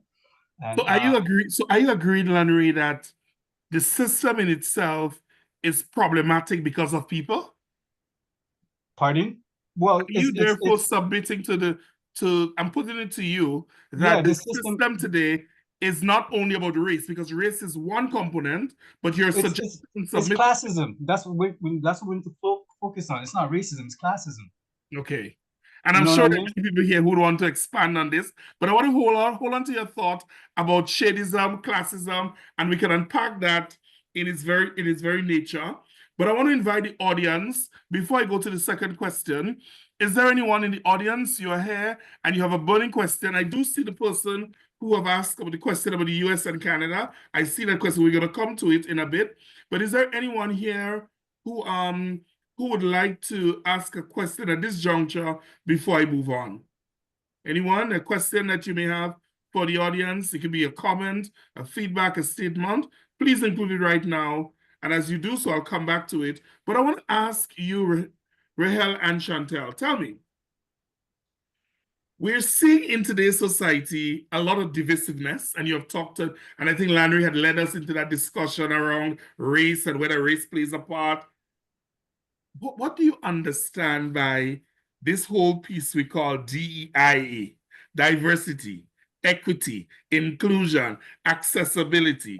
I want you to take us through the audience, your experience, looking at it from, access to health, looking at it from a professional person, looking at it from individuals who are from the criminal justice system. Why are we talking about, and especially in this time and age, when we look at what's happening on the other side of the border, tell us what is your whole conceptual pieces, your thoughts around DEI, diversity, equity, inclusion, accessibility. What says you, Rahel? Tell us what comes to mind. What is your experience around that? What are your thoughts? Share with the audience, and audience, I'll be coming right back to you. For me, as a newcomer, please understand my limitations, because my experience is very much limited to 2 years, and I don't want to over-represent or misrepresent my reality. But I think Chantal would be able to expand on this as the right person. But my own specific thing about this EDI when it comes to let's say the research world where I am working on, it's not just a trendy buzzword. It's about whether we get opportunities. It's about recognition and the resources to do our work without constantly fighting some systemic barriers. For me, I think diversity is not just about numbers, but it's about who gets the funding, who gets published, who gets a seat in the decision making. Too often Black researchers are underrepresented in leadership, and when we actually get the room, then our perspectives are often treated as a niche or maybe not as necessary. I think for me, equity also means about not just starting 5 steps behind because of the historical and systemic barriers and exclusions. For example, Black researchers often struggle to get funding for their same kind of research maybe, or a peer-reviewed research as their white counterparts. So for me, I think it's all about inclusion. It's just not being invited in the table, but it's also not shrinking ourselves to fit in, if you see what I mean. It's about bringing unique perspectives. But if our work and methodologies are not valued, then what's the point of inclusion? Did you just say you're here for 2 years? Did you use the number 2? I'm saying to you, I think we may want to recalculate or do so, because there's a lot, and you are so powerful, you are so rich, you're bringing this, you're unpacking this for us. And I want Chantel to add to it, because here you're saying about the opportunities, you're talking about resources, you're talking about systemic discrimination, you're talking about the pieces around who sits at the table, you talk about who gets funding to do it. You know, this one is doing the research and they can get access to everything. This one is doing it and they may not. You talk about the nicheness. Someone is saying, I think this is why mentorship is so important. When Black people are in position of power, they can open doors for more people. Excellent. You're talking about shrinking yourself because you're trying to fit in. Because there can be many diversities, but the opportunity to have inclusion is a different story. Chantel, what say you? So I just wanted to kind of just pause on that point about shrinking yourself, because I think that is a really important point, because oftentimes we talk about DEI and we talk about being authentic, and it's really hard to be authentic and your true self in a workplace if it's not a safe culture, if you can't really show up as yourself because you are looked at in a different way because of the biases, because of the stereotypes. You might speak up for yourself and you come across being too aggressive. So all of those things. The angry Black woman. Pardon? The angry Black woman. The angry Black woman stereotype. And that is a real thing. You know, you talk with passion and people kind of like back up, like, whoa, why are you angry? But no, it's the passion, it's the confidence that people may not be comfortable with. So the way that I see DEI, and before DEI became whatever, or became DEI, it's always been about human rights. Whether we either believe every person has the right to participate, be respected, and lead in our workplaces, or we don't. We either understand how longstanding barriers have prevented people from these rights, or we don't. We either believe in the possibilities of culture and fairness for everyone at work, or we don't. And we either believe that accessibility matters and that we need to be breaking down both physical and systemic barriers to ensure that everyone has access and that they have the supports in order to thrive, or we don't believe that. So to me, DEI is not just a checkbox. It's about challenging the inequitable systems, fostering that belonging, and ensuring that fair treatment for all individuals, regardless of your race, your gender, ability, and other identities. So for me, DEI is a foundational pillar of ethical leadership and organizational success. So unless organizations aren't truly committed and understanding what DEI really is, we will always just be talking about the words of DEI and not putting it into action. DEI is an organizational culture. DEI is not the responsibility of one department, it's the responsibility of everybody. And so that's how I kind of position DEI, that people need to understand their role in the work, that is not just left to the underrepresented populations to be advocating all of the time, because we are tired. And so DEI takes all of us to participate and all of us to build this culture where everybody is included and everybody has that access and an equitable playing field.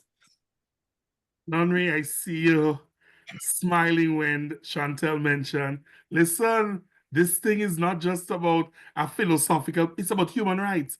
And I quoted by saying, it's a foundation for the ethical leadership. It is not a one-man show. What is your concept around this whole pieces around diversity, equity, and inclusion? And I want to share with you that people in the audience are saying that diversity is not the responsibility of the equity denied groups. People are saying it is about fairness, Lanre. It's about justice. It's about respect. It's about humanity. It's about a love for humanity. These are the real principles of diversity, equity, inclusion, and belonging. This individual is saying, we don't need the term DEI. We just need to stand for good humanity. From your experience, Lanre, you know, as you have shared with us, imprisonment and all of those, how do you see the system? And how do you see the pieces around this whole pieces how we talk about diversity, equity, inclusion? What are your thoughts on that? Listen, the change, you gotta be the change you want to see in the world. So a lot of people want to talk about DEI. Are you practicing this in your own home? You know what I mean? Are you welcoming? Are you tolerant? Are you celebrating other people that are different from you? You know what I mean? So we go into the professional world and want to beat the drums and say, yo, we need equality. I just want somebody that's qualified. At the end of the day, if you're qualified, I don't care. You could be 2 feet tall, 7 feet tall. You got the job. You know what I mean? And it goes back to even with me, this criminal background that I have, I'm not qualified for a lot of things, even though I am qualified. You know what I mean? So it's an injustice that some people have to face, but it all comes down to being the change you want to see in the world. So if we have the right people in the place, this is why politically, civically, we need to be better engaged. And again, you have to be careful of some of these leaders, because if you hear their talking points, what do they always run back to? The low-hanging fruit, racism, something like that, or something that's just divisive. They never really embodied that change that they speak of. You know what I mean? So for me, within this, even just navigating through the system, my experience always came down to dealing with people as far as who they are within themselves. You know what I mean? So I've had quote unquote Black people who were kind to me, beautiful to me, and then the opposite of that, the same thing with Europeans. You know what I mean? Pilsen Europeans. So my experience is more of a structure, the structure, and within that structure, the people that feed into the narrative.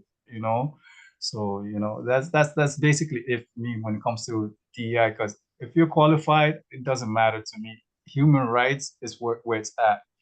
I mean, yeah, that's Andre, I think people are here, and I'm seeing people saying they agree with you and all of the pieces. And the poster that's stated here is that we just need to be, and I think you're concurring and you are actually affirming that we just need to be good human beings. And here's at the end of the day, yes, I told you, like, even my own father was wicked to me. You know what I mean? And I've met strangers that showed me way more love. Like it's ridiculous. My homegirl Glow showed me way more love than my own father has ever showed me. And I only met her like 2 years ago. You know what I mean? So at the end of the day, it's all about who you are as a human being, and people on the island like to say you're brought up. You know what I mean? How were you raised? You know what I mean? Who raised you? Who raised you? You know what I mean? I'm hearing and then when we want to speak about our children, how we need to get them ready to build their self-esteem, because no matter what the hate they face out there, we build strong children from home, and we equip them with the tools to recognize certain things and to overstand certain things, man, you can be racist to them. You can be racist to my children. The ones that I have under my roof, my firstborn, because I was in there, I don't know much about how her mental is. But my 11, my 10, and my 4-year-old daughter, they're being raised as to have self-esteem out the window, where you're not gonna just use simple words to knock them down or discourage them. You know what I mean? Like, simple words is not gonna move them. Landry, I want to thank you. And I express profound gratitude to Priyanka for connecting us, because I'm certainly believe today will not be our last, because the fact that you raised such a profound piece around your very own father, and you talk about it being in the home, and you talk about brought up here. I was born and raised in the Caribbean. Charity begins at home. The very place that's supposed to be a safety and a place of comfort and joy and protection was the very place that harmed you. And I want to let you know I'm holding that deeply. I'm holding that intentionally. And I can just imagine the depth of trauma that you're continually unpacking every single day. And so I want to let you know, brother, I'm holding you, and I'm holding you gently. I'm here now. So I survived. I'm here, and I'm grateful. And every day above ground is a beautiful day for me. Gratitude, Ashe.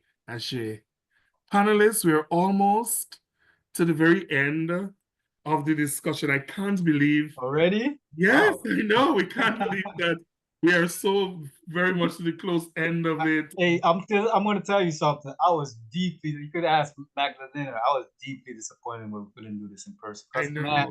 Man, down to my children, they were all. We were ready. We were ready for this, man. You know what I believe, though? We're going to continue this. I believe there are some executive powers here, and we do have Priyanka. I am from Roots. We do have Laban. We can be able to come together. I'm sure I'll foster dialogue for us to have. We have mental health week, other pieces where we can have these kind of powerful conversations and dialogue on an ongoing basis, because Black history is not just about this February, but it's our lived experience on an everyday basis. And you have shared it well. You say every day you wake into that space that would get us into an opportunity to be grateful and to express mercy and grace. And one of my colleagues is saying, we do have a Black Men Speak Up program at Roots. I'm certainly going to connect you. Actually, put it down so you can share with the other men around your experiences. Friends, definitely. Colleagues, here's my last question to you today. We have talked about a lot of things, depth of it. What recommendation would you give to people? We want to live on that point of overcoming and feeling a sense of there is hope at the end of the dark tunnel. And one of the ones that says it best for us is when, in preparing today, I noted it down. It says to us here that, change will not come if we wait for someone else to do it or some other time. We are the ones we have been waiting for. We are the change that we seek. And that is what Barack Obama says to us. And if we decide to hold on to that, I want to ask you, panelists, in your closing remark, to do it together. What are some of the recommendations? What are some of the thoughts? What are some of your feedback you would like to leave the panelists with today? Based on your experience, lived experience, the things you have shared, what are some of the thoughts you would like to leave us with on a positive note so that we can sort of overcome these barriers, the challenges, the pieces around the inequalities and the absence of the fairness and justice? And as you do that as well, please give your closing remark for tonight. I want to start with you. Chantal, let's start with you. Let's just start with us tonight and end with us tonight. And then we'll go to Rachel and then Laundry. Okay, so I have a couple of points. I think that it is crucial for leaders to reaffirm their commitment to diversity, equity, inclusion, and to truly understand the barriers that so many people face in order to really dismantle those barriers. For people on this platform, I think it's important that we support each other, support Black people. There are so many talented Black people organizations, just invest in us. Mentorship programs, really important. I want to speak to our allies. It's so important, like I said before, that you are part of this conversation. You have a role to play, and we need those allies to validate, elevate, and amplify our Black voices as well. For our Black people on the platform, it's important that we take up space and that we're unapologetic about that, because your presence is valued. I think we need to be empowered to speak up. We've been silenced. Sometimes even now in the workplace, you might not feel empowered to do so, but you need to find that within you. And the last thing, and I think we've heard it, you know, through different conversations tonight, but love yourself and love the Blackness and show up to work and to spaces. I think it's really important for self-care. You know, navigating a system that wasn't built for us is tiring. Take time and recharge and rest. It's stressful, but don't lose who you are and the purpose of why you were created. And don't lose your true self, because often we lose ourselves with the code switching and being somebody else in the workplace, and really losing your true value and your true self. So be who you are, wear your hair the way that you want, wear the clothes that you want to wear, and just take care of yourself and use those vacation days and just love who you are. Celebrate yourself every day, not just Black History Month. I want to just make a switch. Landry, your closing remarks and thoughts for today. And there is one person who said they're only for two years. I want to be able to close us off in such a unique year. So powerful that I think after today you'll be called upon to be a speaker. Here I performed it in such a good way. Landry, tell us, brother, what are your closing remarks? So one of the books I read yearly, there's you know how you have a good meal, you know, you go to a restaurant, you have a good meal, and you enjoy that meal, and you go there ever so often. You might even bring somebody else, and you gotta try this restaurant. So books are like that for me, you know. So once I find a good book, I pretty much read it yearly, you know. And one of the books I read in prison, and I just always read yearly, was it's called A New Earth by Eckhart Tolle. It's a very profound book for me, and I suggest you get a copy and read it once a year. You know, so because it's again, for me, it's all about accountability. Who you are. You keep working on yourself, the world will be a better place. You know what I mean? You keep looking in the mirror, like Michael said. I'm talking to the man in the mirror. I'm asking him to change his ways. You know what I mean? So here's a quote. Here's a quote from that book that kind of sums up what I want to leave with you, leave you guys with. So it says, he is so completely at one with what happens that what happens has no power over him anymore. Only if you resist what happens are you at the mercy of what happens. The world will determine your happiness and unhappiness. Perspective is God, people. Perspective is God. And within the eye of the storm, no matter what you're going through, listen to what I have to say. And I'm speaking from experience. The storm will provide. Yes. The storm will provide, no matter what you're going through. It all comes down to your perspective. All right, people, just remember this.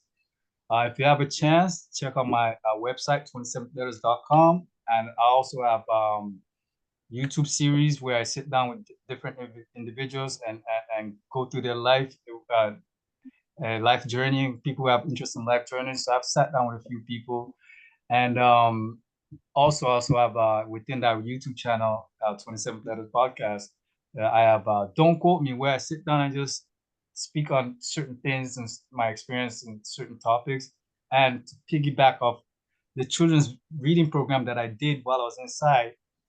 My children on that same channel have bedtime story readings. So we have like 20 episodes so far where my children are reading bedtime stories. So for other children out there who may, not have somebody to read them stories, and so we that's part of the change I want to see. You know what I mean? Because I know what it is. You know what they say? What do they say? Who feels it knows it. So I know what it is. So I know what I need to do to be of service. And I just want to salute you, Shane. You've been a great moderator. Salute to the panelists, the other panels. I appreciate y'all. I value y'all. And it was a pleasure to hang with you guys. Again, I wish it was in person, but man, I was ready. Well, thank you so much. Rahel, tell us your closing remarks and give us your thoughts on how do we overcome and push forward from your lens. The floor is yours. Thank you, Shane. I think it's certainly difficult to say anything after Len and Chantal elegantly said, but just a few things that the best advice I actually received when I arrived in Canada was find your people. Whether it's immigrant-focused organization, whether it's like community, whether it's like a Black-led organization, but just anything, find an association. And that's exactly what I did. And that's what really helped me to really look for allyship. We need workplaces that really value our own, that value us. And that's what I did. And that's what I think helped me, as well as upskilling and leadership development. I know many of us, for many of us here, bridging the gap between where we are and where we want to be requires upskilling, and but this shouldn't fall solely on individuals. I think employers must also be accessible. They have to provide trainings and development opportunities that just don't exclude people. And then don't discredit our international experience. I think breaking down the systemic barriers requires holistic stakeholders, all stakeholders. I'm talking about employers. I think equitable hiring practices is not just saying we value diversity, but ensuring hiring panels reflect that. Recognizing international experience, because talent does not disappear at the border. Mentorship and leadership pipelines, so Black immigrant professionals are not just stuck at the entry-level positions indefinitely. And I think also personal growth and resilience, and this is what I could speak of. Despite the challenge, I stand here today because of the resilience, the community, and the mindset shift that Larry was talking about. I stopped seeing myself as an immigrant experience, my immigrant experience as being a barrier, and I started recognizing it as an asset. The ability to adapt, problem solve, and bring in global perspective. These are strengths, they are not setbacks. And this is not a liability for any employer. I think we bring in, we're an asset and see us and value us. And I think what I would say to my fellow newcomers and immigrants, advocate for yourself, build your network, know that you belong in every room you step into. And I think for the Black community and society as a whole, I would just say Black immigrants, they bring value, innovation, and resilience. We deserve workplaces and systems that acknowledge and nurture our contribution. Let's move beyond conversations into actions. And because Black immigrants thrive, and workplaces and communities thrive when Black communities thrive. Friends, colleagues, all, what an experience we have had today. The theme of today's activity Black resistance, celebrating identity, and overcoming barriers. There you have heard from the three panelists who I believe have self-copyrighted themselves. From Chantel, who said to us, take up space. Your presence is valid. Chantel 2025.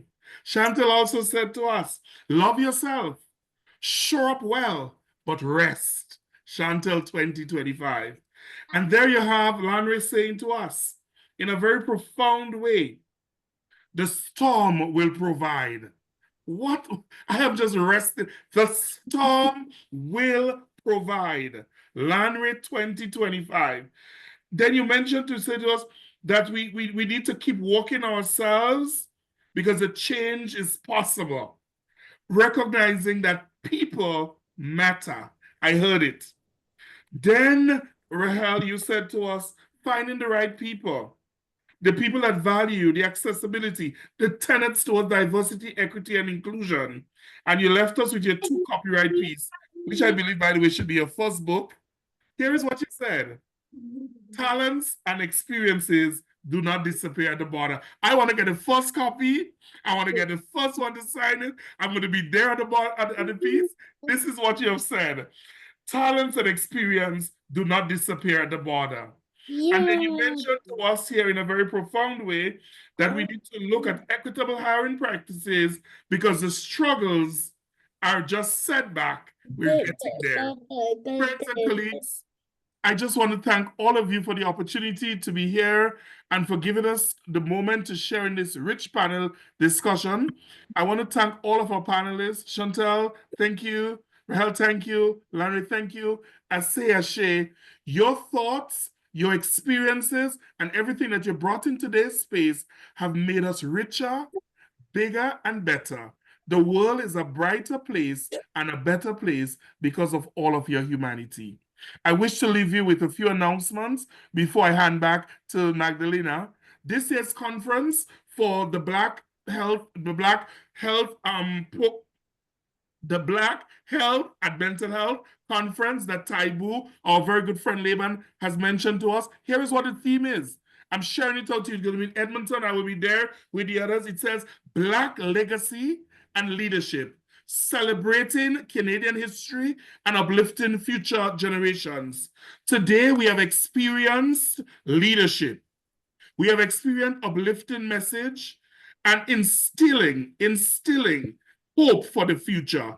You're all invited and into that space. And I don't know, Lebanon, if they're bringing it live or there'll be clippings, but you could get an opportunity to hear and you can be a part of these pieces. I want to let all of you know that someone is saying that your stories will bring healing to the ones before you and after you, and those who are going through this life journey. Thank you, thank you, thank you. Come on to Edmonton and support the Black Mental Health Conference.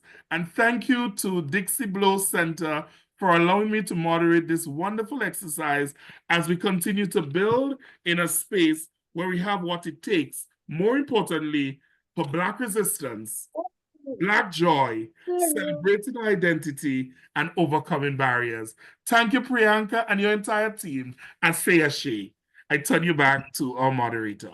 I just wanted to let you know, Lisbon, I'm like literally 5-minute walking distance from Taibu, so we gotta connect.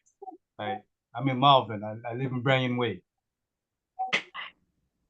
Thank you so much. I'm holding the microphone up because I was told that my voice was coming through very lightly, and I think it's because my microphone keeps on hiding behind me.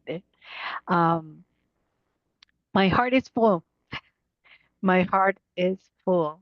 Shane, you're so right. I learned a lot. We have started a journey with Lonre.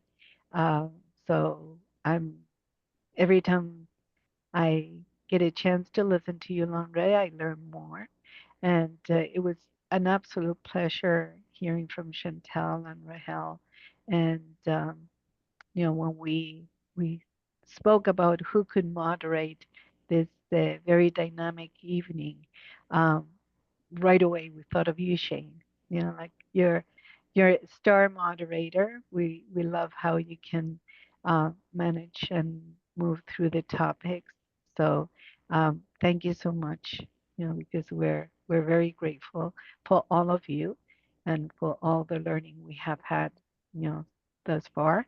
And I know that Priyanka is going to step in and talk about our commitment as an agency, and also, um, you know, so that we can invite all of you, because we heard that this is not just a committee, or this is not just a month, this is not just an event, this is a lifelong journey to bring us back to humanity. And so, Priyanka, Thank you, Magdalena. Shane. Long time. I am at a loss for words because all of you have spoken such powerful words. So I don't want to take up the air, adding my words to it. So my humble gratitude to each of you. I think we all have so much to learn, but I think beyond the learning, it's the unlearning, because all of us hold so much bias one way or the other. And if we can unlearn, we create space for more learning. And that's what I've learned in my journey, that how do I unlearn? Because you grow up in cultures and spaces where we have biases. And sometimes it's that little knock on the head that says, wait a minute, what are you doing? And it's these conversations that open those windows to say, wait a minute, what are you doing? And when we can wait that minute, whether we rest, whether we celebrate, whether we listen, we don't listen to hear, we listen to respond. And often that is such a conundrum we put ourselves in, because we've already got a response before we've heard what the other person has to say. And so creating that space, I think you've created space for all our ears to listen and hear. And yes, Landry, it would have been wonderful to be in person, because of course there's food and my curated belly loves food. But I think it was a balance. And sometimes you make a hard decision in the moment of trying to balance, but ensure that the event still happens. So I think that was the balance. I wanted to ensure that we didn't not have the event. So we will have another one. We have plenty to celebrate, and I have you on speed dial now for another one coming up. We'll let you know when and where. My staff are saying bring them to our all staff meetings. We have the mental health week coming up. We will celebrate each other, and that is my promise to you. But we also want to, not just as an organization, but as individuals, we really want to throw down a challenge to say, here's what we stand for, and here's what we will continue to stand for, and unlearn and learn. So if folks can share our call to action, and all of you will get a copy in the mail. So we were supposed to have this in person, and everybody was going to get a nice little bag, but you will get it in the mail. So that is not lost. So here's our call to action. And this is not just for individuals. We're calling on governments. We're calling on community. We are calling on each other. And so for service providers, for all my people in the room, commit to advancing equity. And I'm adding ideal. And often when we hear accessibility, we think of it as physical accessibility. But Chantel, I liked when you pushed it beyond the physical accessibility. What does accessibility really mean? Enhanced representation. I know that for the longest time, many of our organizations did not have representation from community. And so enhance the representation so we can create those spaces. My word is representation is an invitation for inclusion. So you represent, you will include. Capacity building, we've heard that. Ensure that there is capacity building for individuals and communities. And tailored services and collaboration. Collaboration, we heard. We do not want to separate. We are different, but we are together.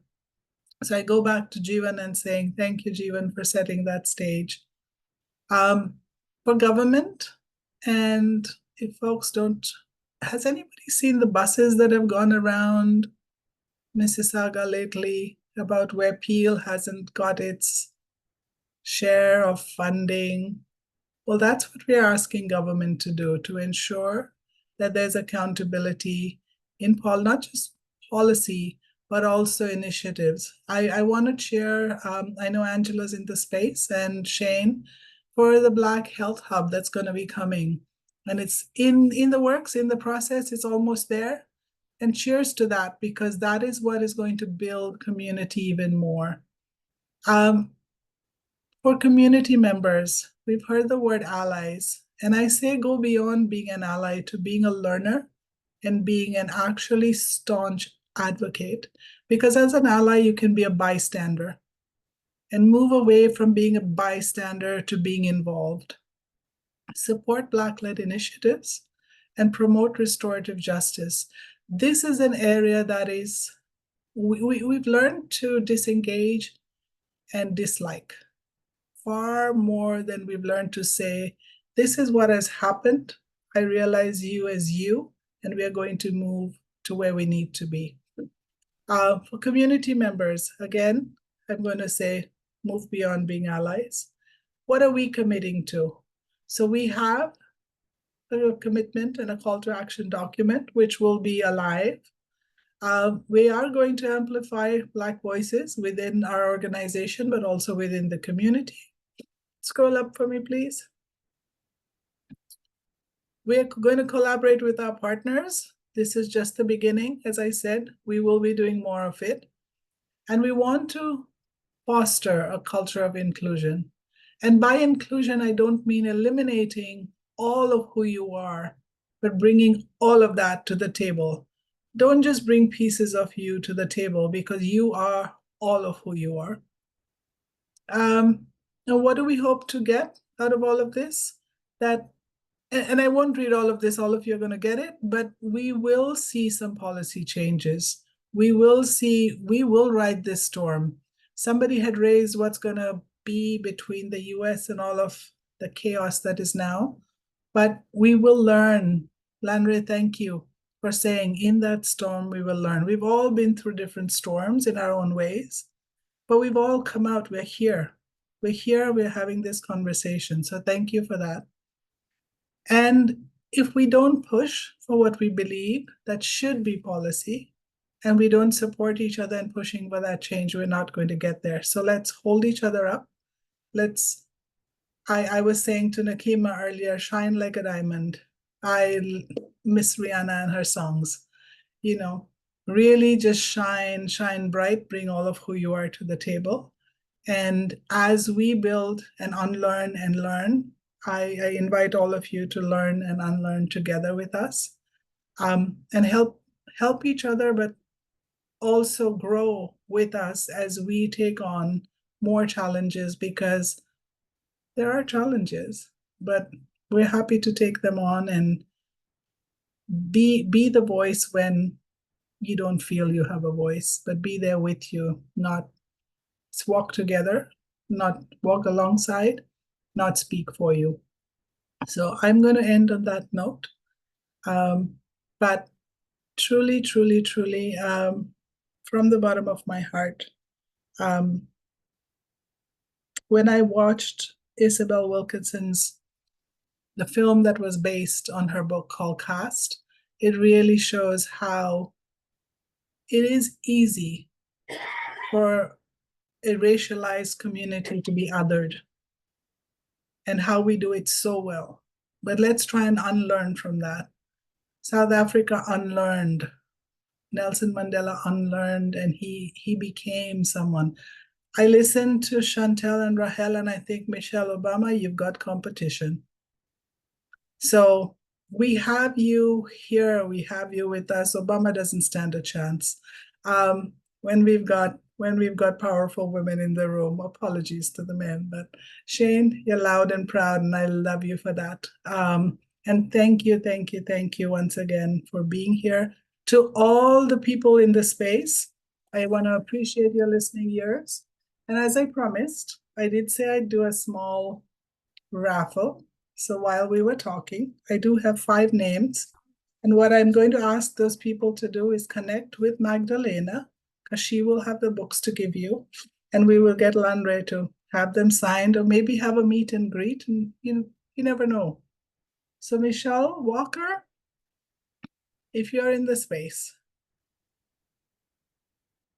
please connect with Magdalena. Magdalena, can you put your email in the chat so that people have it, please? Ali McDonald.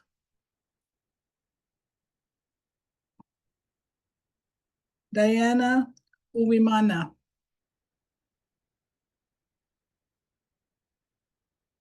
Rachel Ngoju. And Donette Murray. So please connect with Magdalena if you've heard your name. You will have a book and it will be signed. So it might take a little bit of coordinating, but we'll get there. But you've heard your name, you've heard it, others have heard it, so they can hold you accountable to it. But please connect. And once again, Liben, Shane, Chantel, Rahel, Manre, gratitude. Not forgetting my team that pulled this together. I was just the silent visitor on the outside. I have no idea who in the background pulled everything together, to be truthful, in that there was many hands that made this possible. But to each of them, my absolute gratitude. We don't always get things right, but we try. And when we try, we get there. So I want to say that, and I want to open the door for much more. Thank you. Thank you. I want to remind people we do have the meet and greet with the vendors and with the panelists. If you want to chat, we will allow people to open up your mics and do a meet and greet as possibly as we can on the line. But before that, I do want to say a very special thank you to Fraser.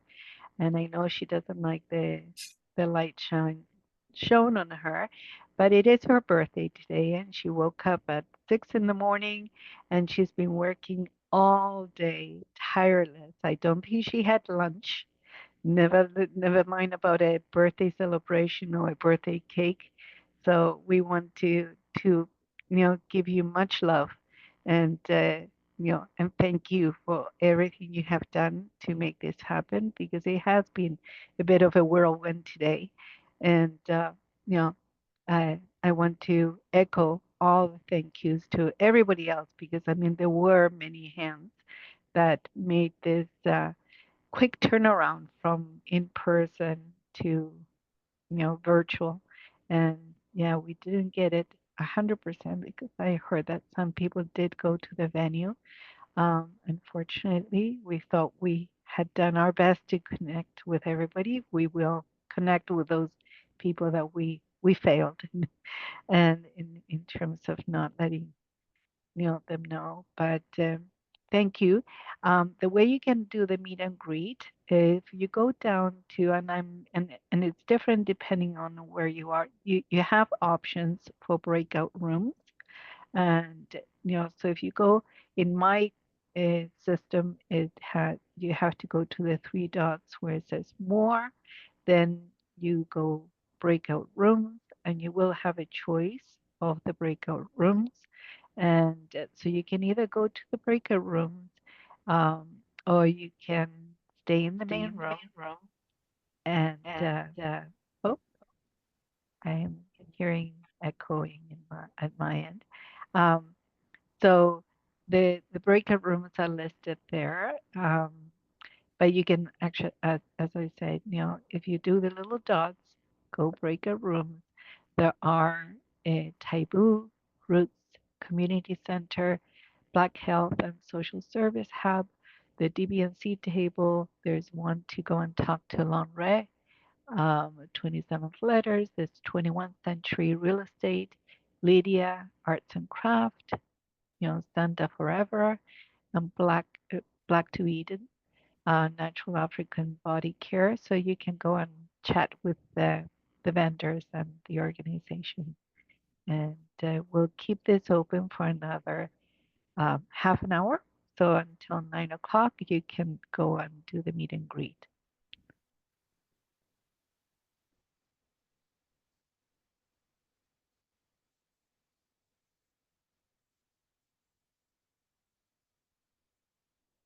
Are now open.